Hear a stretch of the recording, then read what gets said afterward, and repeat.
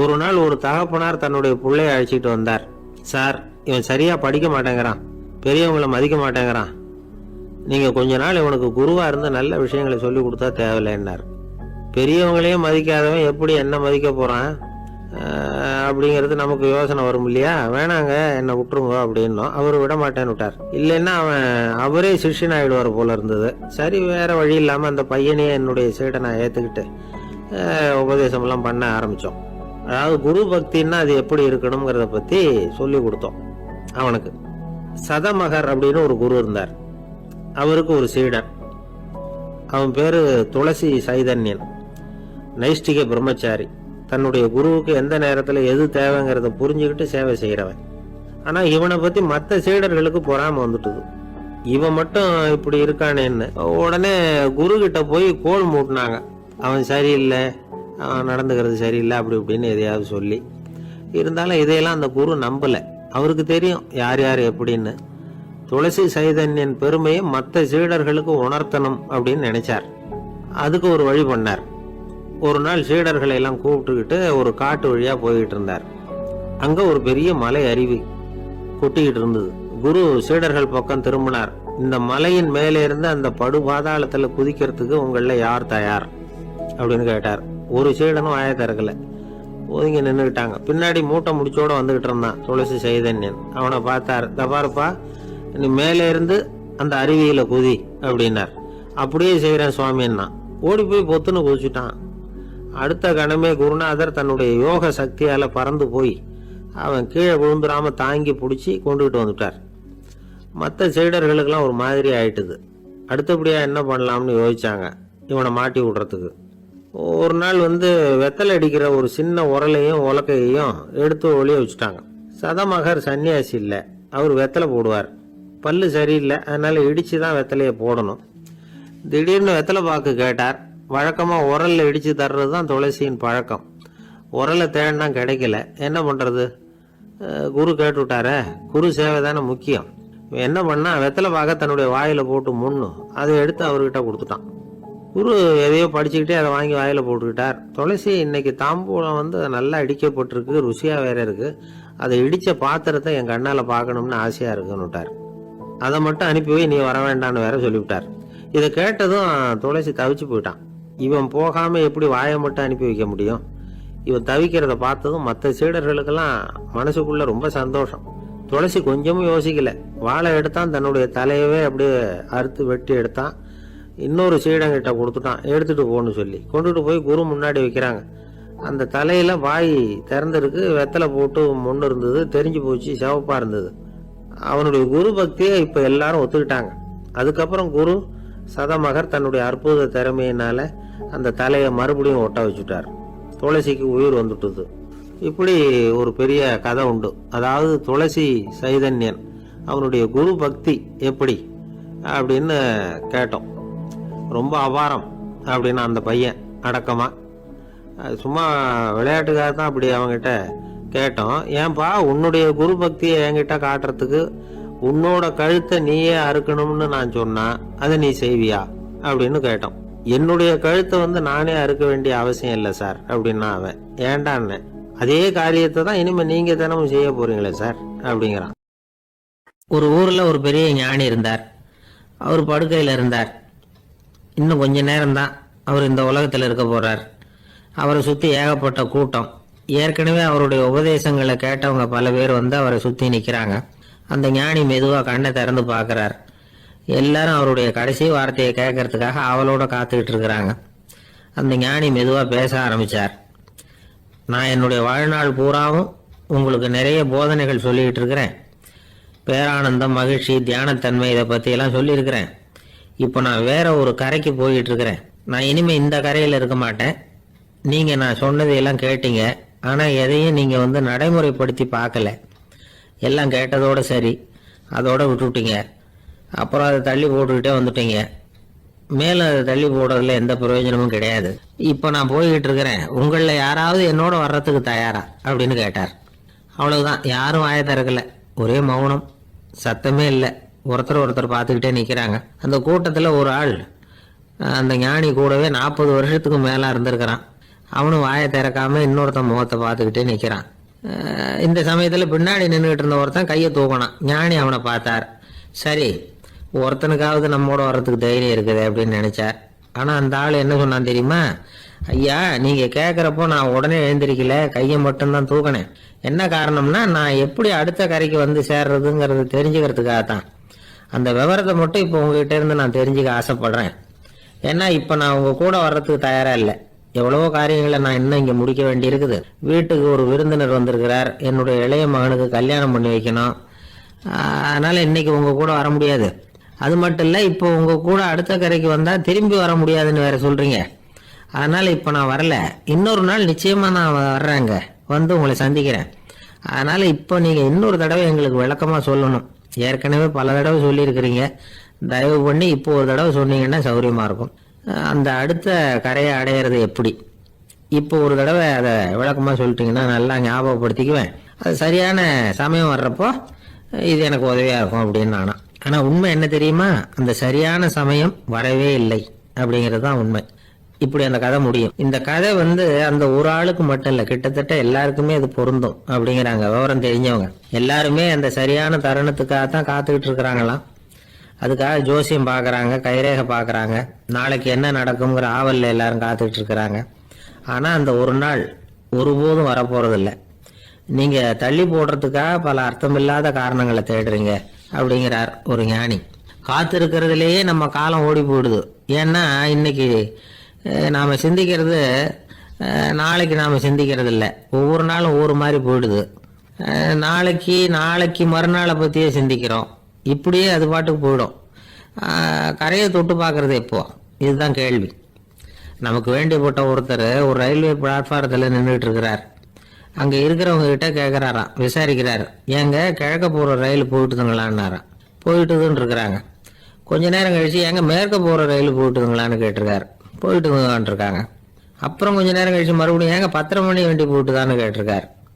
தொடர்ந்து காலையிலேருந்து சாயந்தரம் வரைக்கும் இப்படி ஒரே இடத்துல நின்றுட்டு கேட்டுக்கிட்டே இருக்கிறார். இதை பார்த்துக்கிட்டு இருந்த ஒருத்தர் அவர்கிட்ட ஏங்க நீங்கள் எங்கே போகணும் அப்படின்னு கேட்டாராம். இவர் மெதுவாக சொன்னாராம், இந்த ரயில்வே லைனை தாண்டி அந்த பக்கம் போகணும் அப்படின்னாராம். ஒரு சீன தேசத்து அரசர் இருந்தார். அவருக்கு வயசாயிட்டுது. அவருக்கு அடுத்தபடியாக அவருடைய புள்ள பட்டத்துக்கு வரணும், ஆட்சி பொறுப்பை ஏற்றுக்கணும். ஒரு நல்ல தலைவனுக்கு இருக்க வேண்டிய பண்புகள்லாம் தன்னுடைய மகனுக்கு இருக்கணும்னு விரும்பினார் அந்த அரசர். அதனால இளவரசனை பக்கத்தில் இருந்த ஒரு குரு கிட்ட அனுப்புனார். இளவரசன் அவர்கிட்ட போய் சேர்ந்தான். அந்த குரு என்ன பண்ணார் தெரியுமா? இவனை பார்த்து சொன்னார், இதை பாருப்பா, நீ என்ன பண்ற, இப்பவே பக்கத்தில் இருக்கிற காட்டுக்கு போ, நடுக்காட்டில் போய் ஒரு இடத்துல உட்காந்துக்கோ. அங்கே என்னென்ன சத்தம்லாம் உன் காதில் விழுதுன்னு கவனிச்சு கேளு. உன் காதில் விழுந்த ஓசைகள் என்னென்னங்கிறத என்கிட்ட வந்து சொல்லு, அதுதான் எனக்கு தெரியணும், உனக்கு வேலையும் அதுதான் அப்படின்னு சொல்லி அனுப்பி வச்சுட்டார். இளவரசன் காட்டுக்கு போனான். குரு சொன்னபடியே ஒரு இடத்துல உட்காந்து கவனிச்சு கேட்டான். அதுக்கப்புறம் குரு கிட்ட திரும்பி வந்தான். என்னென்ன சத்தம்லாம் கேட்ட அப்படின்னு கேட்டார் குரு. குருவே, காட்டில் நான் பறவைகள் சத்தம்லாம் கேட்டேன், மிருகங்களின் ஓசையையும் கேட்டேன், இதை தவிர இடி மின்னல் மழை இதுகளோட சத்தத்தையும் கேட்டேன் அப்படின்னா.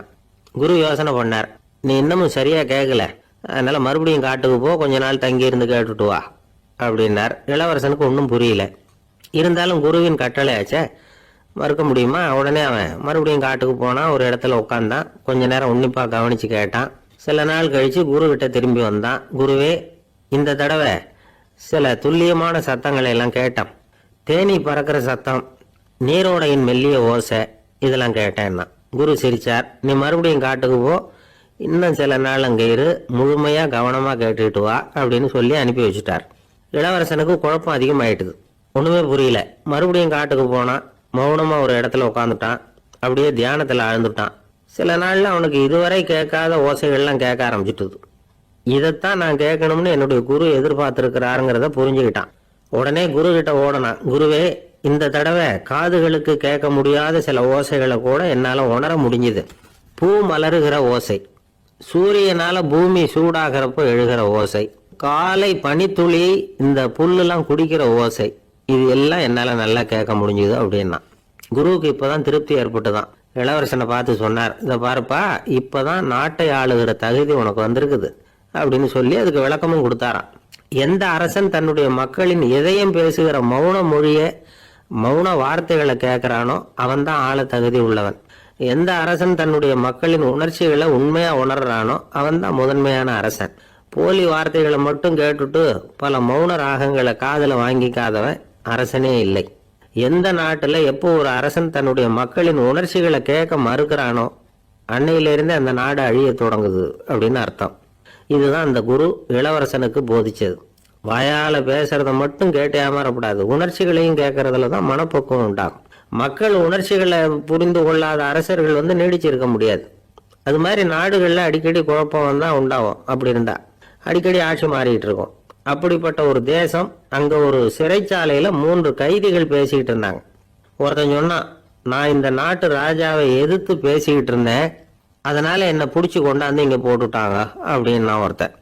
இன்னொருத்தன் சொன்னான், நான் இந்த நாட்டு ராஜாவை ஆதரிச்சு பேசிக்கிட்டு இருந்தேன், அதனால என்ன பிடிச்சி கொண்டாந்து இங்க தள்ளிவிட்டாங்க அப்படின்னா. அது சரி, நீ என்ன தப்பு பண்ண அப்படின்னு சொல்லி 3வது ஆளை பார்த்து இவங்க கேட்டாங்க. அதுக்கு அந்த ஆளு சொல்றான், நான் தான் இந்த நாட்டு ராஜா அப்படின்னா. ஒரு பெரிய காடு, அந்த காட்டுக்கு மத்தியில ஒரு ஆசிரமம். அங்க ஒரு முனிவர் இருந்தார். பல இடங்கள்ல இருந்து வர்ற குழந்தைகளுக்கு அவர் பாடம் சொல்லி கொடுத்துக்கிட்டு இருக்கிறார். ஏழை பணக்காரர் அப்படிங்கிற வித்தியாசம்லாம் கிடையாதுங்க. எல்லாரும் அவர்கிட்ட தங்கள் பிள்ளைகளை அனுப்பி வச்சாங்க. மன்னர்களுடைய பிள்ளைகள் கூட அங்கே அவர்கிட்ட தான் படிக்கிறதுக்கு வருவாங்க. ஆனால் அந்த முனிவரை பொறுத்த வரைக்கும் எல்லா பிள்ளைங்களும் ஒன்று தான். இது யார் வீட்டு பிள்ளைன்னெல்லாம் பார்க்க மாட்டார், எல்லாரும் சமம்.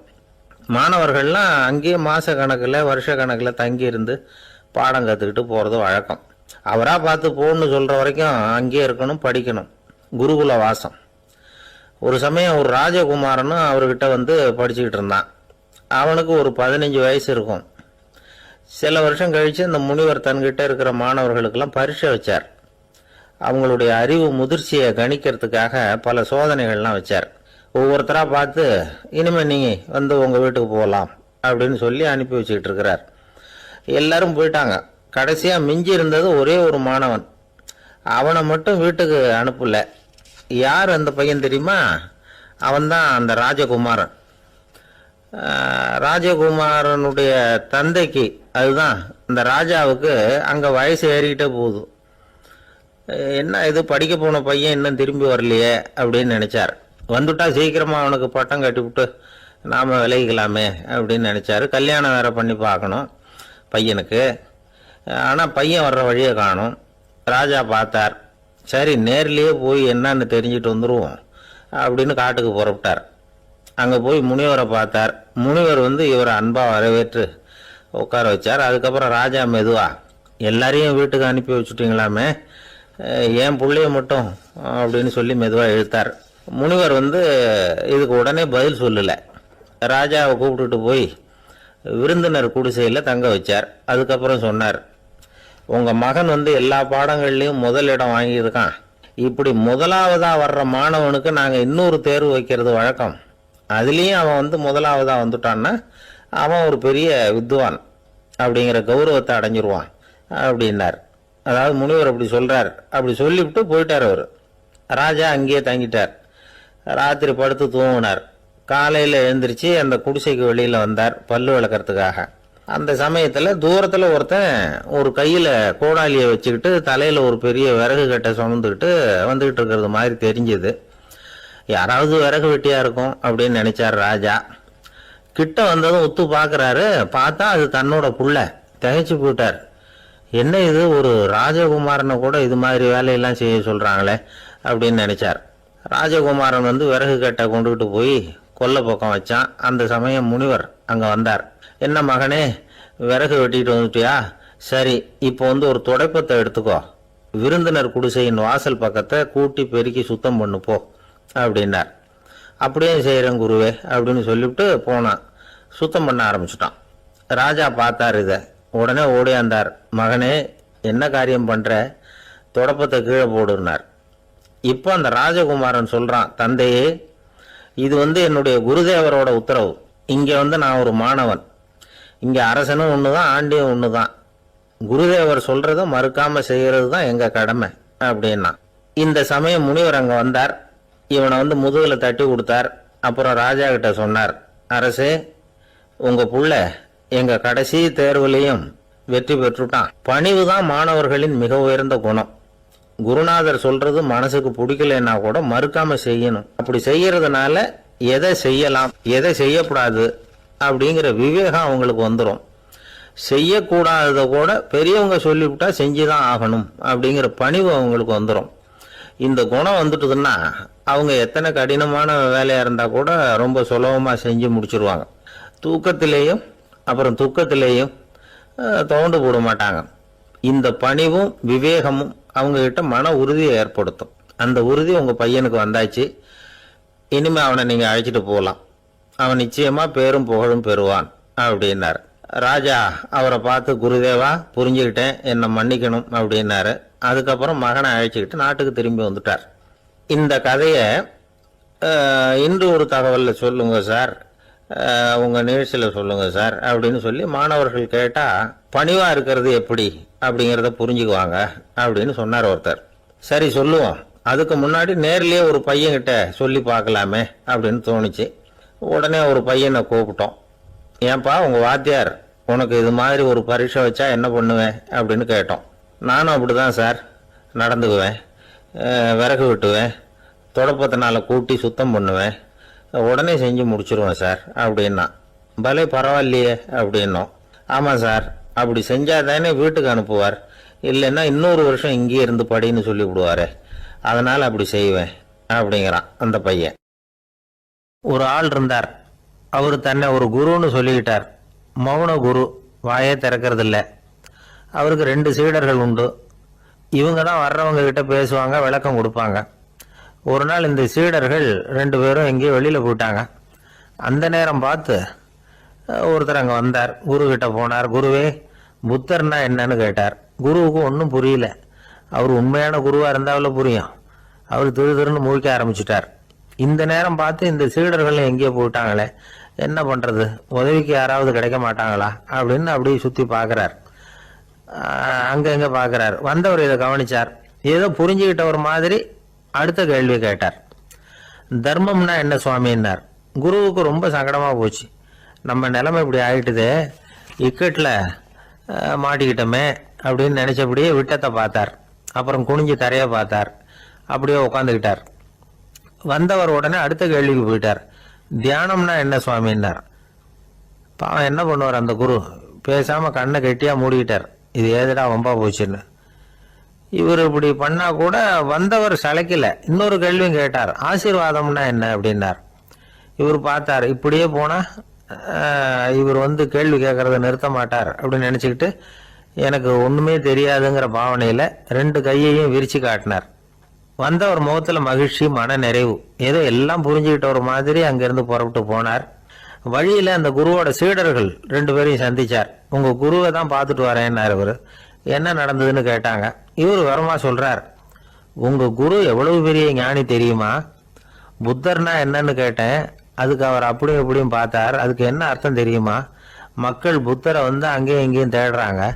உண்மையில அவர் அங்கேயும் இங்கேயும் தேடி கண்டுபிடிக்க முடியாது அப்படிங்கிறத அவர் செய்கை மூலம் உணர்த்தினார். அதுக்கப்புறம் தர்மம்னா என்னன்னு கேட்டேன். அவர் மேலையும் கீழையும் பார்த்து தர்மம் சமமானது, அதில் உயர்வு தாழ்வு இல்லைங்கிறத உணர்த்தினார். அதுக்கப்புறம் தியானம்னா என்னன்னு கேட்டேன். கண்ணை மூடிக்கிட்டார். கண்ணை மூடி காணுகிற அற்புதம் அது அப்படிங்கிறத புரிஞ்சுக்கிட்டேன். கடைசியாக ஆசீர்வதிக்கப்படுறது பற்றி கேட்டேன்.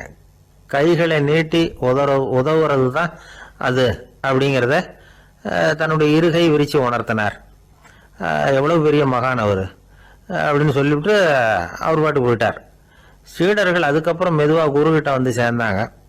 அவங்கள பார்த்ததும் குருவுக்கு கோபம் வந்துட்டுது. அடே பாவிகளா, எங்கடா போய் தொலைஞ்சிங்க, நான் ஒரு ஆளுகிட்ட மாட்டிக்கிட்டு என்ன பாடுபட்டிருக்கேன் தெரியுமான்னார்.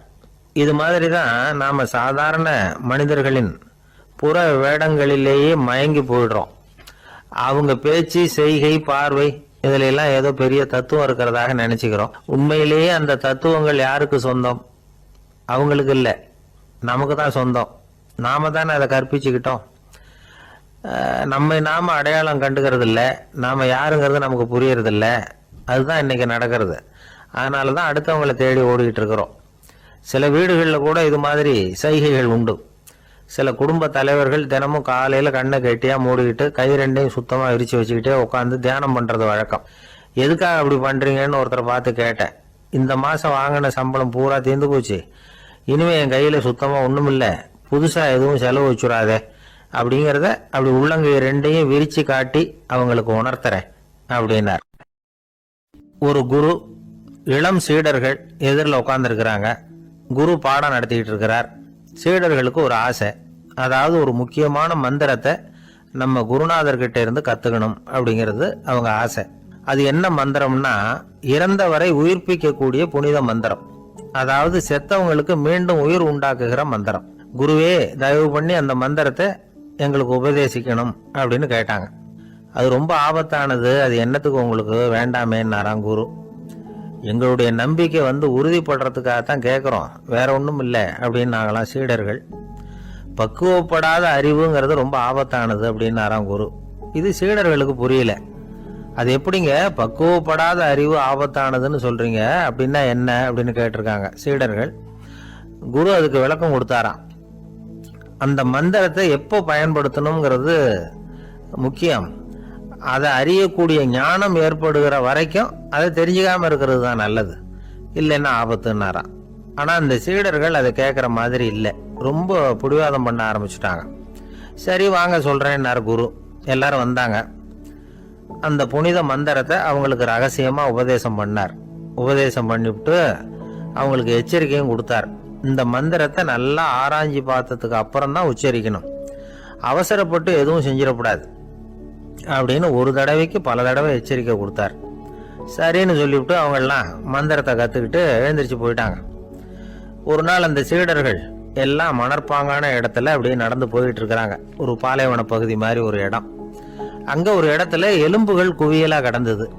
உடனே இந்த சீடர்கள் முன்ன பின்ன யோசிக்காம, தியானமும் பண்ணாம, அந்த மந்திரத்தோட பயனை சோதிச்சு பார்க்கணும் அப்படின்னு நினச்சிக்கிட்டு அந்த மந்திரத்தை உச்சரிக்க ஆரம்பிச்சிட்டாங்க. அவ்வளவுதான்.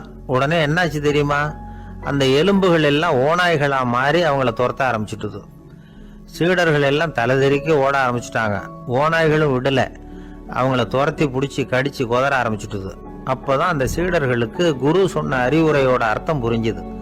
பக்குவப்படாத அறிவு ஆபத்தானது அப்படிங்கிறது.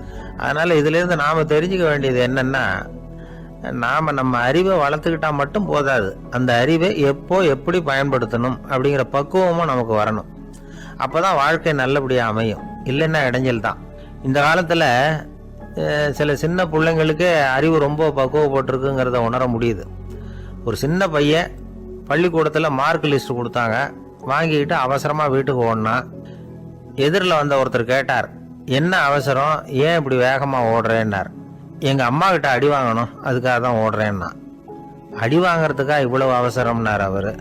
அப்படி இல்லைங்க, நான் போகிறதுக்குள்ளே எங்கள் அப்பா வீட்டுக்கு வந்துட்டாருன்னா அவர்கிட்ட அடி வாங்க வேண்டியிருக்கும், அதை அவாய்ட் பண்ணுறதுக்காக இப்படி ஓடுறேன் அப்படின்னு நானும். அந்த பையன் ஒரு ஊரில் ஒரு இளைஞன் இருந்தான்.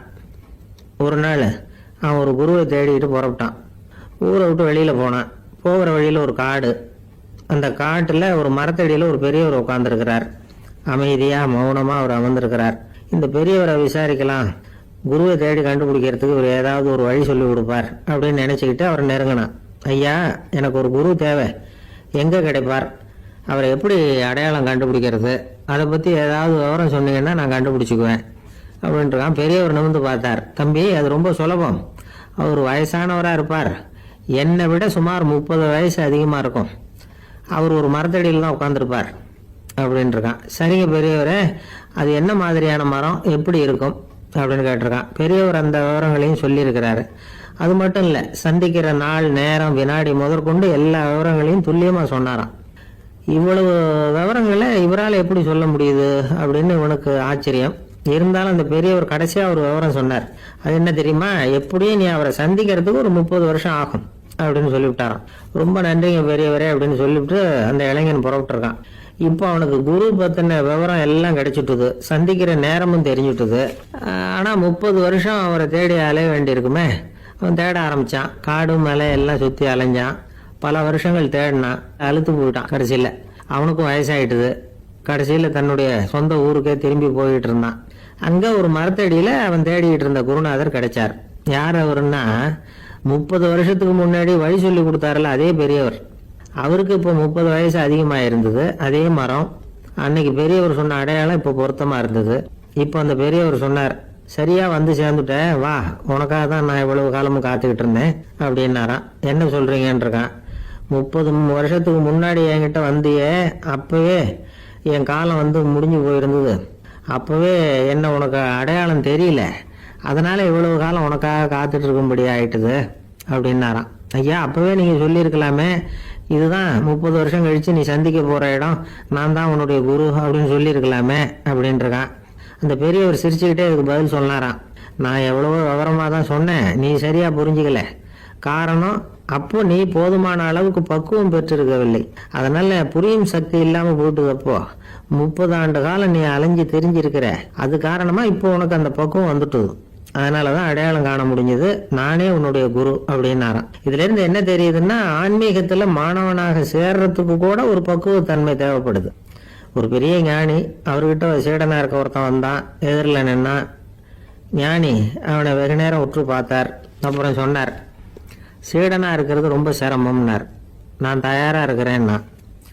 அது இன்னமும் சிரமமாச்சே, இங்கே வந்து குருவா இருக்கிறது மட்டுமே சுலபம் அப்படின்னாராம். அப்படின்னா நான் குருவாவே ஆயிடுறேன் அப்படின்னானா.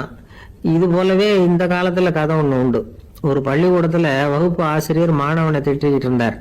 டேய், நீ 100க்கு 10 மார்க்கு தான் வாங்கிட்டு இருக்க, இவ்வளவு மோசமா நீ படிச்சா கடைசியில மாடு மேய்க்கிறது கூட லாய்க்கு இல்லாதவனா ஆயிடுவேன், அதுக்கப்புறம் என்ன செய்ய போற அப்படின்னாராம். பையன் தலையை சொரிஞ்சுக்கிட்டே சொன்னானா, சார் அப்படின்னா ஒன்று செய்யறேன் அப்படின்னானா. இவர் கேட்டிருக்கார், என்ன செய்ய போறேன்னு.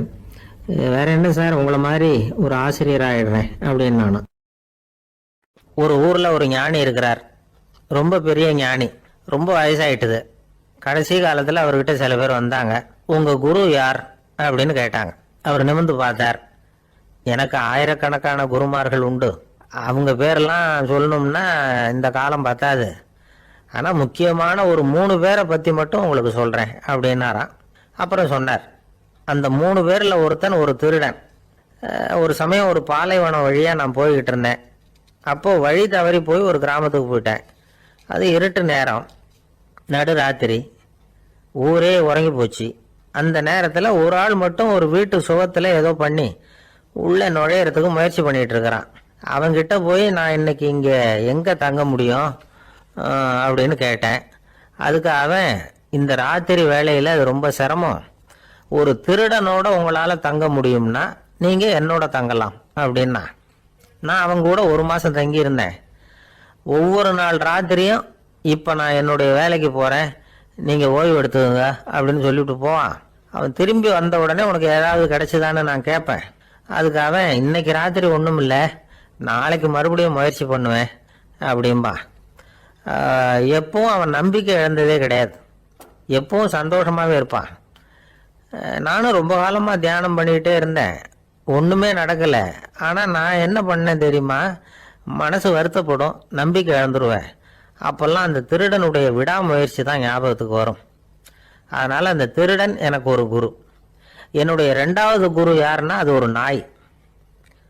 இது எப்படின்னா, ஒரு சமயம் எனக்கு ரொம்ப தாகமாக இருந்தது. ஒரு நதியை நோக்கி போயிட்டு இருந்தேன்.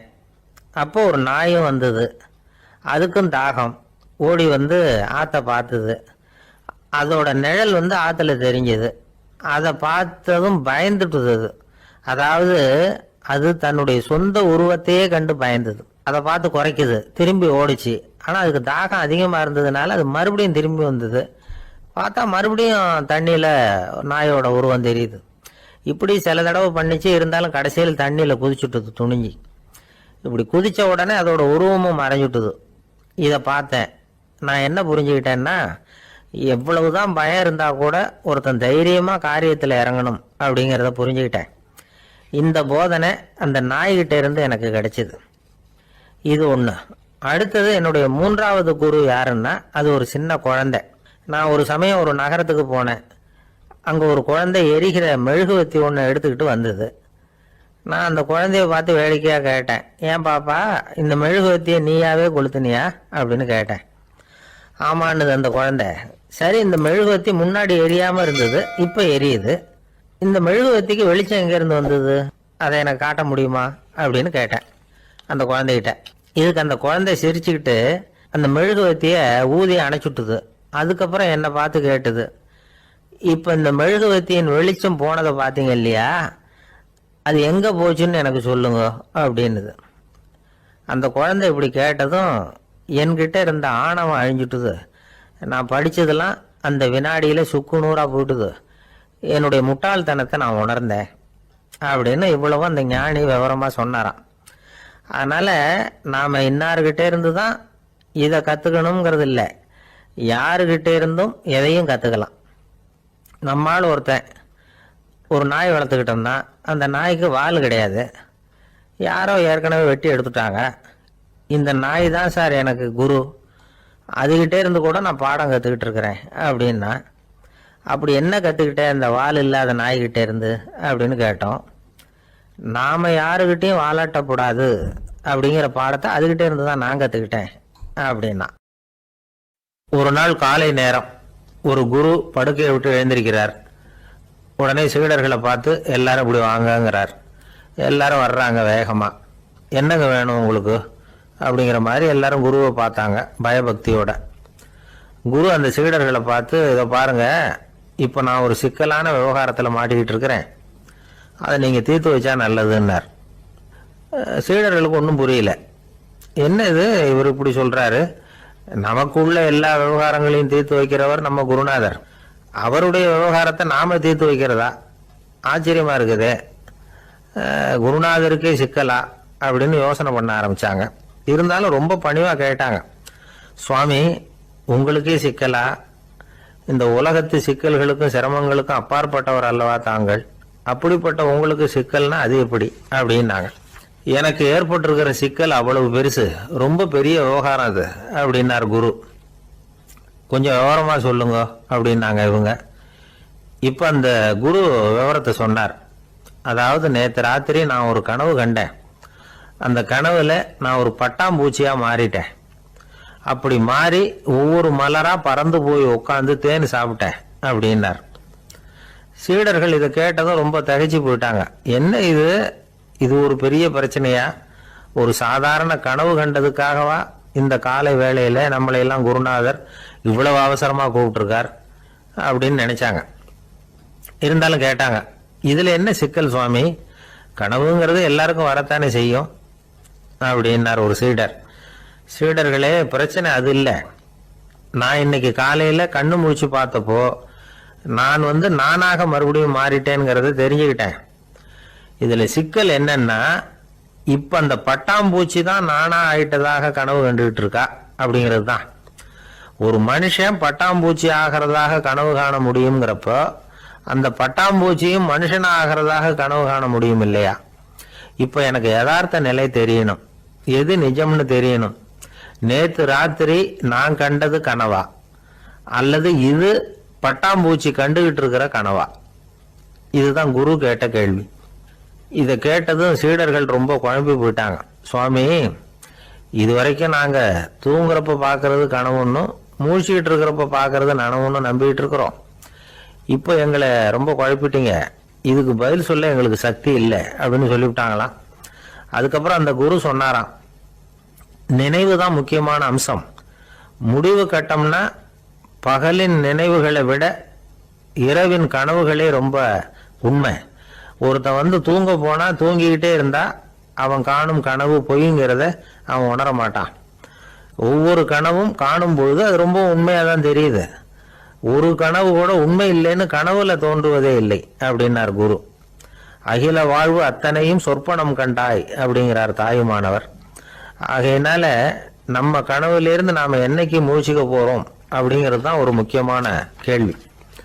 ஒருத்தர் வந்தார், காலில் கட்டோடு வந்தார். என்னங்க காலில் கட்டுன்னு? சார், நேற்று ராத்திரி தூக்கத்தில் எங்கள் வீட்டு கூரையில் ஏணியை சாத்தி வச்சு இறங்கினப்போ வழுக்கி விழுந்து காலை உடச்சிக்கிட்டேன்னார். உங்கள் வீட்டில் தான் ஏணியே கிடையாது சார் அப்படின்னு. உண்மைதான் சார், நான் கீழே விழுந்து முழிச்சுக்கிட்டதுக்கு அப்புறம் தானே ஏணி இல்லைங்கிறது எனக்கு ஞாபகம் வந்தது அப்படின்னார். ஆரம்ப காலத்தில் ஒரு குரு அப்போ ஒரு சீடன் இருந்தான். அது வேடிக்கையான குரு, வேடிக்கையான சீடன். ஒரு ஆசிரமம். ஒரு நாள் ஒருத்தன் அவசரமாக அந்த குருவை தேடி வந்திருக்கிறான். என்ன விஷயம்னு விசாரித்தார் குரு. ஆரம்ப காலத்தில் ஒரு குரு. அப்போ ஒரு சீடன் இருந்தான். அது வேடிக்கையான குரு, வேடிக்கையான சீடன். ஒரு ஆசிரமம். ஒரு நாள் ஒருத்தன் அவசரமாக அந்த குருவை தேடி வந்திருக்கிறான். என்ன விஷயம்னு விசாரித்தார் குரு. உங்கள் சீடர் என்னை அடிச்சுட்டார் அப்படின்னு புகார் பண்ணானா அந்த ஆள். குரு சீடனை கூப்பிட்டார். அடிச்சியா இந்த ஆளை அப்படின்னு கேட்டாராம். ஆமான் இருக்கான் சீடன். ஏன் அடிச்சே அப்படின்னு கேட்டாராம். இந்த ஆள் உங்களை பற்றி மட்டமாக பேசிவிட்டான், என்னால் அதை தாங்கிக்க முடியல, அதனால தான் அடிச்சுட்டேன்ருக்கான். அப்படி என்ன பேசினா அப்படின்னு கேட்டாராம்.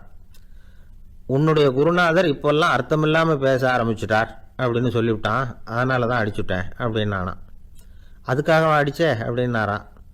நான் அதுக்காக அடிக்கலை குருவே, இப்பெல்லாம் நீங்கள் அர்த்தமில்லாமல் பேசுகிறதாக அவன் சொல்கிறான், அப்படின்னா இதுவரைக்கும் நீங்கள் அர்த்தத்தோடு பேசினதாகத்தானே அர்த்தம், அது தப்பு தானே, அதனால தான் அடித்தேன் அப்படின்னானா. ஒரு பெரியவர் உட்கார்ந்துருக்கிறார். அவரை சுற்றி அவருடைய தோழர்கள் உட்கார்ந்துருக்கிறாங்க. ஏதோ ஒரு முக்கியமான செய்தியை அவர் அவங்களுக்கு சொல்லிகிட்டு இருக்கிறார். அவங்களும் ஆர்வமாக கேட்டுக்கிட்டு இருக்கிறாங்க. இந்த சமயத்தில் யாரோ ஒரு ஆள் வேகமாக அங்கே வர்றார். வர்ற வேகத்திலேயே எனக்கு ஏதாவது உதவி செய்யுங்க அப்படின்னு கேட்டுக்கிட்டே வர்றார். கேட்கறது உதவி, ஆனால் குரல் மிரட்டுறது மாதிரி இருக்குது, அதட்டி கேட்கறது மாதிரி இருக்குது. இதை கேட்டதும் அந்த பெரியவர் ஆத்திரப்படலை, ஆனால் அவரை சுற்றி இருந்தவங்க ஆத்திரப்பட்டாங்க. இதை பெரியவர் கவனித்தார். கொஞ்சம் அமைதியாக இருங்கன்னார். வந்தவரை கூப்பிட்டார். அவருக்கு சில பொருள்களை கொடுத்தார். என்னங்க இப்போ உங்களுக்கு மகிழ்ச்சி தானே அப்படின்னார். அப்படின்னு அலட்சியமாக அவர் சொல்கிறார். நான் உங்களை நல்ல முறையில் நடத்தினேன்னா அப்படின்னு கேட்குறாரு அவர் மறுபடியும். அதெல்லாம் ஒன்றும் இல்லை அப்படின்னு சொல்லி அவர் சொல்லிகிட்டு இருக்கிறாரு. குரலில் கடுமை குறையில. சுற்றி இருந்தவங்களால இதை பொறுத்துக்க முடியல. கோபத்தோடு அவரை நோக்கி நெருங்க ஆரம்பித்தாங்க. பெரியவர் அவங்களையெல்லாம் தடுத்து நிறுத்தினார். வந்தவரை வாங்க என்னோட அப்படின்னு சொல்லி அழைச்சிட்டு போனார். வீட்டுக்கு போனார். அங்கே போனதும் இன்னும் சில பொருள்களை எடுத்து அவர்கிட்ட கொடுத்தார். இப்போ திருப்தி தானே, நான் உங்ககிட்ட நல்ல முறையில் நடந்துக்கிட்டேனா அப்படின்னார். அவர் முகம் இப்போ தான் கொஞ்சம் மலர்ந்தது. ரொம்ப நன்றி, இறைவன் உங்கள் குடும்பத்துக்கு எல்லா நன்மைகளையும் செய்வான் அப்படின்னு சொன்னார். இதே வார்த்தைகளை என்னுடைய தோழர்கள்கிட்டே சொல்லிட்டீங்கன்னா அவங்க கோபம் தணிஞ்சிரும், வர முடியுமான்னார். கண்டிப்பாக வர்றேன் அப்படின்னாரு. மறுநாள் காலையில் அந்த இடத்துக்கு வந்தார். அதே மாதிரி சொல்லிவிட்டு அவர் போயிட்டார். தோழர்கள்லாம் ரொம்ப வியப்போடு பெரியவரை பார்த்தாங்க. அந்த பெரியவர் தான் நபிகள் நாயகம். அவர் சொன்னார், ஒருத்தன் ரொம்ப ஆசையாக ஒரு ஒட்டகத்தை வளர்த்துக்கிட்டு வந்தான். ஒரு நாள் அந்த ஒட்டகம் கயத்தை அறுத்துக்கிட்டு ஓடி போயிட்டுது. அக்கம் பக்கத்தில் இருக்கிறவங்கெல்லாம் அந்த ஒட்டகத்தை பிடிக்கிறதுக்கு முயற்சி பண்ணாங்க. அதை துரத்திக்கிட்டு ஓடினாங்க. ஒட்டகம் தாறுமாறாக ஓட ஆரம்பிச்சிது. இந்த சமயத்தில் ஒட்டகத்தை வளர்த்தவன் அங்கே ஓடி வந்தான். நீங்கள் அதை ஒன்றும் செய்ய வேணாம், விட்டுருங்க, அதோட சுபாவம் எனக்கு நல்லா தெரியும், அதை சுலபமாக என்னோட வழிக்கு கொண்டுட்டு வந்துட முடியும், நான் பார்த்துக்கிறேன், விட்டுருங்கோ அப்படின்னா. எல்லாரும் விலகி போயிட்டாங்க. இவன் என்ன செஞ்சான் தெரியுமா? கொஞ்சம் புல்லை கையில் எடுத்துக்கிட்டு அந்த ஒட்டகத்தை நெருங்கினான். அவ்வளவுதான். அது ஓடி இவன் காலடியில் உட்காந்துக்கிட்டது. செல்லமாக அதை அப்படியே தடவி கொடுத்தான். முதுகில் ஏறி உட்காந்துக்கிட்டான். அது பாட்டுக்கு சாதுவாக நடந்து போகுது. இந்த கதையை நபிகள் நாயகம் தம்முடைய தோழர்களுக்கு சொல்கிறார். ஒட்டகத்தை மட்டும் இல்லை, சில மனிதர்களையும் கூட சில விதத்தில் அணுகி தான் அவர்களை சீர்திருத்த வேண்டியிருக்குது அப்படிங்கிறத அவங்களுக்கு உணர்த்தினார். இது ஒரு அழகான உளவியல் அணுகுமுறை. சில குடும்ப தலைவர்கள் கூட இந்த ஒட்டகம் மாதிரி நடந்துக்கிறது உண்டு, அப்புறம் அடங்கி போகிறதும் உண்டு. ஒரு குடும்ப தலைவர் காலையில் எழுந்திரிச்சதுலேருந்து சத்தம் போட்டு கத்திக்கிட்டு இருப்பார். பக்கத்தில் இருந்தவங்கெல்லாம் ஓடி போய் சமாதானம் பண்ணி பார்த்தாங்க. அவர் ஓயறது மாதிரி தெரியல. கடைசியில் அவர் மனைவி வந்தாங்க. நீங்கள் எல்லாம் விலகி போயிடுங்க, அவர் சுபாவம் எனக்கு தெரியும், நான் பார்த்துக்கிறேன் அப்படின்னாங்க. சரின்னு எல்லாரும் போயிட்டாங்க. சாயந்தரமாக பார்க்குறாங்க, அவர் சத்தம் இல்லாமல் ஒரு மூலையில் உட்காந்துருக்கிறார். ரொம்ப சாதுவா. ஆச்சரியமாக இருந்தது. என்னம்மா பண்ணீங்கன்னு கேட்டாங்க. அது ஒன்றும் இல்லைங்க, ஒரு வேளை சாப்பாட்டை நிறுத்தினேன், பட்னி போட்டேன், அவ்வளவுதான்.